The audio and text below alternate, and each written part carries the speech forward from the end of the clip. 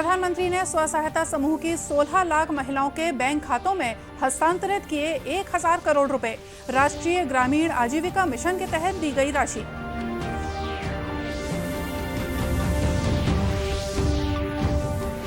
प्रदेश में 15 नगरीय निकायों में हुआ 60% मतदान।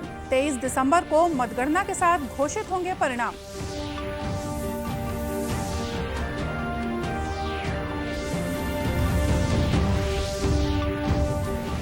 देश में अब तक लगाए गए 138 करोड़ 35 लाख से ज्यादा कोविड टीके। इधर छत्तीसगढ़ में धान खरीदी केंद्रों में भी हो रहा है टीकाकरण।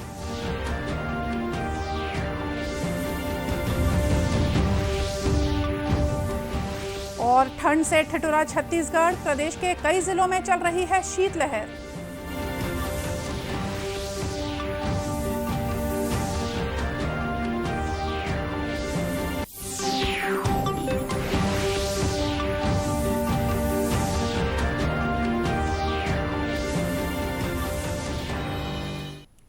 नमस्कार, आप देख रहे हैं दूरदर्शन समाचार। मैं हूं मोनिका शर्मा और आइए अब देखते हैं समाचार विस्तार से। प्रधानमंत्री नरेंद्र मोदी ने आज प्रयागराज में आयोजित विशेष कार्यक्रम में स्व सहायता समूहों की 16 लाख महिलाओं के बैंक खातों में 1000 करोड़ रुपए की राशि हस्तांतरित की। कार्यक्रम को संबोधित करते हुए प्रधानमंत्री ने कहा कि गांव की महिलाओं को आर्थिक रूप से मजबूत बनाने के लिए सरकार लगातार काम कर रही है। उन्होंने कहा कि ये राशि महिलाओं को दीनदयाल अंत्योदय योजना, राष्ट्रीय ग्रामीण आजीविका मिशन के तहत दी जा रही है। मुख्यमंत्री कन्या सुमंगला योजना की 1 लाख से ज्यादा लाभार्थी बेटियों के खातों में करोड़ों रुपए ट्रांसफर करने का सौभाग्य मिला। ये योजना गांव गरीब के लिए, बेटियों के लिए भरोसे का बहुत बड़ा माध्यम बन रही है। यूपी ने बैंक सखी का जो अभियान शुरू किया है,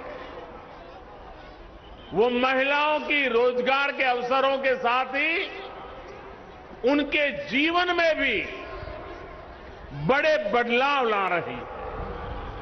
सरकार से अलग अलग योजनाओं का जो पैसा सीधे डायरेक्ट बेनिफिट ट्रांसफर डीबीटी के जरिए खाते में आता है, ये पैसा निकालने अब बैंक नहीं जाना पड़ता।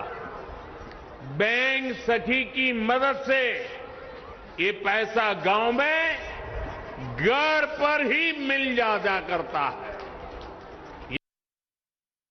बताया गया है कि 80,000 स्व सहायता समूहों में से प्रत्येक को सामुदायिक निवेश कोष के रूप में 1 करोड़ 10 लाख रुपए और 60,000 स्व सहायता समूहों में से प्रत्येक को 15,000 रुपए मिलेंगे। प्रधानमंत्री ने स्व सहायता समूहों को सुदृढ़ बनाने के लिए केंद्र और उत्तर प्रदेश सरकार के प्रयासों पर प्रसन्नता व्यक्त की। प्रधानमंत्री मोदी ने कहा कि मुख्यमंत्री कन्या सुमंगला योजना की 1 लाख से भी अधिक लाभार्थियों के खाते में राशि भेजी जाएगी। इससे बालिका को जीवन के विभिन्न चरणों में सहायता मिल सकेगी। इस अवसर पर प्रधानमंत्री ने 202 पूरक पोषक आहार इकाइयों की आधारशिला भी रखी। छत्तीसगढ़ के 15 नगरीय निकायों में मतदान की प्रक्रिया पूरी हो गई है। राज्य निर्वाचन आयोग ने निकायों में हुए मतदान के आंकड़े देर रात तक जारी किए। इसके मुताबिक प्रदेश भर के आम चुनाव और उपचुनावों में 60% मतदान हुआ है। नगर निगम क्षेत्रों में सबसे ज्यादा 64% से ज्यादा मतदान भिलाई चरौदा और बीरगांव में हुआ है। नरहरपुर नगर पंचायत में सबसे ज्यादा 87.64% लोगों ने मतदान किया है। राज्य निर्वाचन आयुक्त ठाकुर राम सिंह ने बताया कि निर्वाचन से जुड़े प्रत्येक काम में हमारे अधिकारी और कर्मचारी तत्परता, कर्तव्यनिष्ठता और सजगता के साथ लगे रहे, जिसके कारण निर्वाचन शांतिपूर्ण रूप से संपन्न हो सका। आम चुनाव है, वहाँ अभी तक के जो आंकड़े हैं लगभग 60% पोलिंग हुई है और कुछ दूरस्थ इलाके में तो 85% से ऊपर है। कोंटा है, गोपालपट्टनम है, भैरवगढ़ है, नरहरपुर है, सब जगह 80% से ऊपर है। कुछ मैदानी क्षेत्र में अभी आंकड़े जो हमें उपलब्ध है वो उसमें प्रतिशत कम है, लेकिन इस पर भी वृद्धि की उम्मीद है। उपचुनाव में जो जहाँ नगर निगम है वहाँ पर कुछ मतदान का प्रतिशत कम है, लेकिन नगर पंचायत और नगर पालिकाओं में भी वहाँ लगभग 70% मतदान हुआ है। इस प्रकार से मतदान के आंकड़े थोड़ा सा ये प्रोविजनल है, प्रावधानिक है, ये अंतिम कुछ समय बाद पता चल पाएगा। कुल मिलाकर आज का जो मतदान का जो बहुत निर्वाचन का अहम पार्ट था वो पूर्ण हो गया है। निर्वाचन आयोग के अनुसार इस चुनाव में 4,88,425 मतदाताओं ने अपने मताधिकार का उपयोग किया, जिसमें से 2,48,041 पुरुष, 2,40,369 महिला और 15 तृतीय लिंग समुदाय के लोग शामिल थे। आम चुनाव वाले 15 नगरीय निकायों में कुल 60.60% मतदान हुआ। वहीं उपचुनाव में कुल 64.85% मतदान हुआ। सभी 15 निकायों के 385 वार्डों में हुए चुनाव में 1,393 उम्मीदवारों ने हिस्सा लिया था, जिसमें 370 वार्डों में हुए आम चुनाव में 1,345 उम्मीदवार और उपचुनाव के 15 वार्डों में 48 उम्मीदवार चुनावी मैदान में थे। मतदान के बाद मतपेटियां सुरक्षित रखवा ली गई हैं। 23 दिसंबर को मतगणना के बाद परिणामों की घोषणा की जाएगी। दुर्ग जिले के नगरीय निकायों में हुए चुनाव की मतगणना की तैयारियां पूरी कर ली गई हैं। जिला कलेक्टर डॉक्टर सर्वेश्वर नरेंद्र भूरे ने बताया कि स्ट्रांग रूम की सुरक्षा और मतगणना की व्यापक तैयारियां की गई हैं। 20 दिसंबर को मतदान के बाद चारों स्ट्रांग रूम में मतपेटियां सुरक्षित रखवाई गई हैं। मतों की गणना 23 दिसंबर को सुबह 9 बजे से होगी।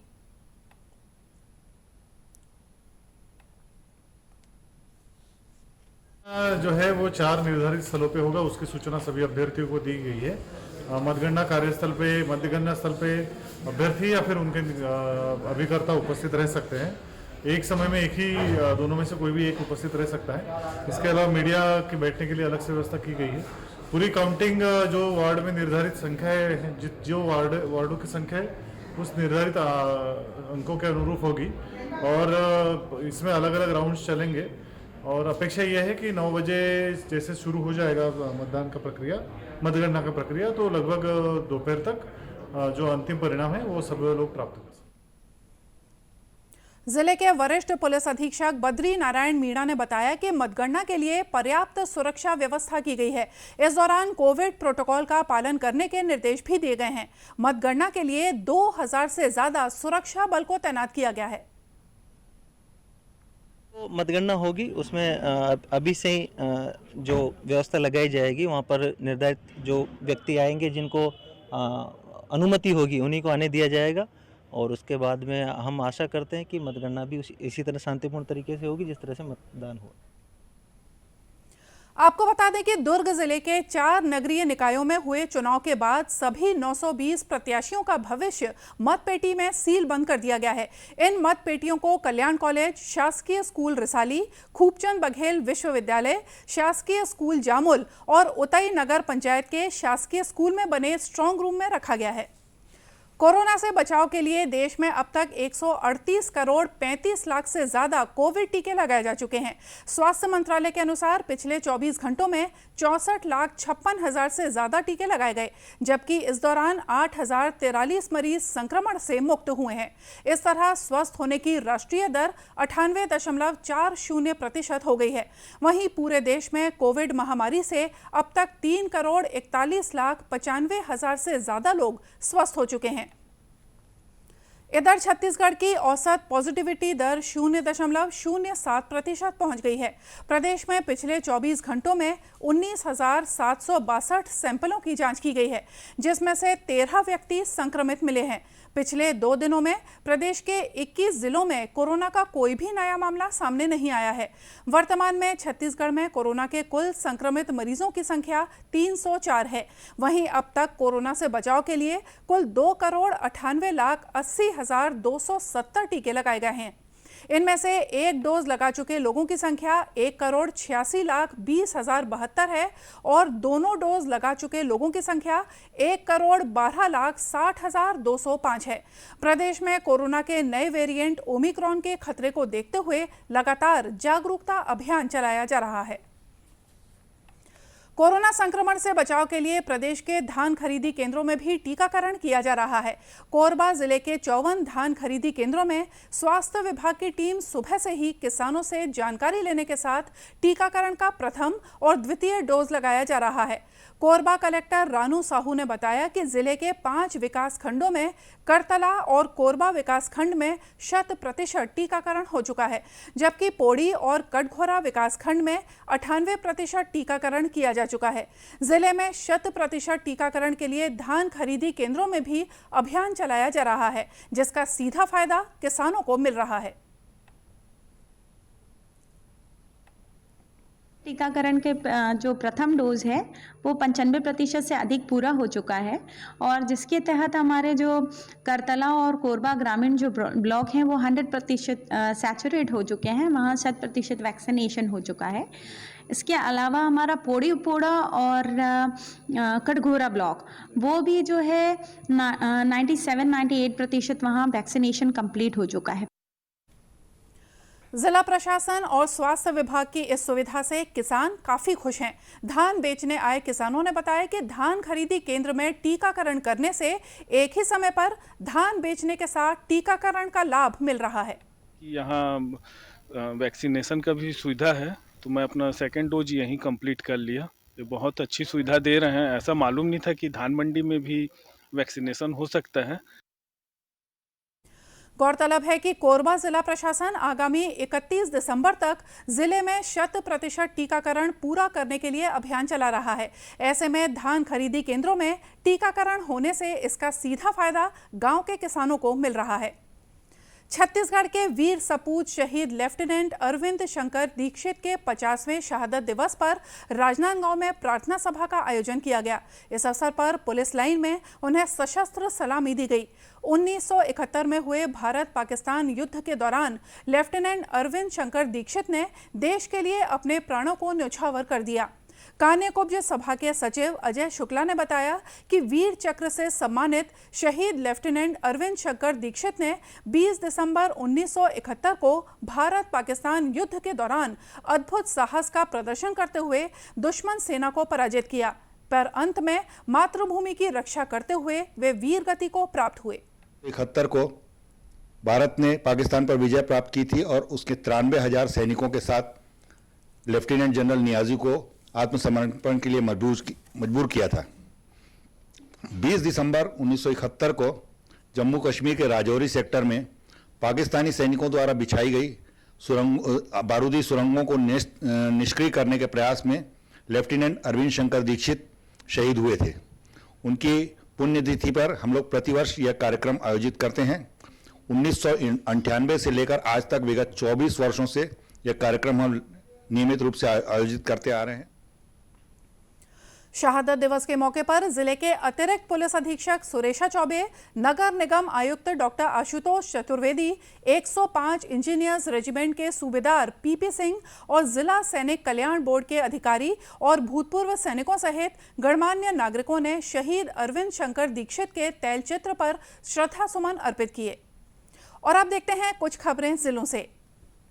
राजनांदगांव जिले के ईसाई समुदाय के लोगों ने क्रिसमस रैली निकाली और प्रभु यीशु मसीह के संदेश को जन जन तक पहुंचाया।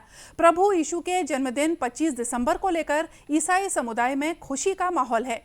वेस्लेयन मेथोडिस्ट चर्च से निकली क्रिसमस रैली शहर के रामाधीन मार्ग, हलवाई लाइन, सदर बाजार, सिनेमा लाइन, मानव मंदिर चौक, जयस्तंभ चौक से गुजरते हुए वापस वेस्लेयन मेथोडिस्ट चर्च पहुंचकर समाप्त हुई। वेस्लेयन मेथोडिस्ट चर्च के अध्यक्ष और ईसाई समाज के प्रमुख डॉक्टर सुमन लाल ने बताया कि रैली के माध्यम से प्रभु यीशु मसीह के शांति, उद्धारकर्ता और उनके भाईचारे के प्रेम का संदेश जन जन तक पहुंचाया गया। नगरीय प्रशासन मंत्री डॉक्टर शिव कुमार डहरिया की अनुशंसा पर रायपुर जिले के आरंग विधानसभा क्षेत्र के अंतर्गत 3 सिंचाई योजनाओं के लिए 14,61,67,000 रुपए की स्वीकृति दी गई है। स्वीकृत कार्यों में आरंग विकास खंड के कुरुद जलाशय के जीर्णोद्धार और नहर लाइनिंग, अमेठी तटबंध और दोंदे व्यपर्तन योजना के कार्य शामिल हैं। इन कार्यों की प्रशासकीय स्वीकृति जल संसाधन विभाग से मुख्य अभियंता महानदी गोदावरी कछार जल संसाधन विभाग को कार्य करने के लिए जारी की गई है। कोरिया जिले में 100% कोविड टीकाकरण का लक्ष्य पाने के लिए टीकाकरण लगातार जारी है। जिले के 5 विकास खंडों में कोविड टीकाकरण कार्य तेजी से किया जा रहा है। कोरिया कलेक्टर ने बताया कि कोविड टीकाकरण का कार्य अनवरत रूप से जारी है। दिसंबर के महीने में ही टीकाकरण महाअभियान चलाया गया, जिसके परिणाम स्वरूप कोविड का फर्स्ट डोज 89% और सेकेंड डोज 57% हो चुका है। और आइए अब देखते हैं मौसम का हाल। उत्तर भारत से आ रही बर्फीली हवाओं ने बस्तर को छोड़कर छत्तीसगढ़ के सभी संभागों को अपनी चपेट में ले लिया है। प्रदेश के रायपुर, दुर्ग, सरगुजा और बिलासपुर संभागों के लगभग सभी जिलों में शीतलहर चल रही है।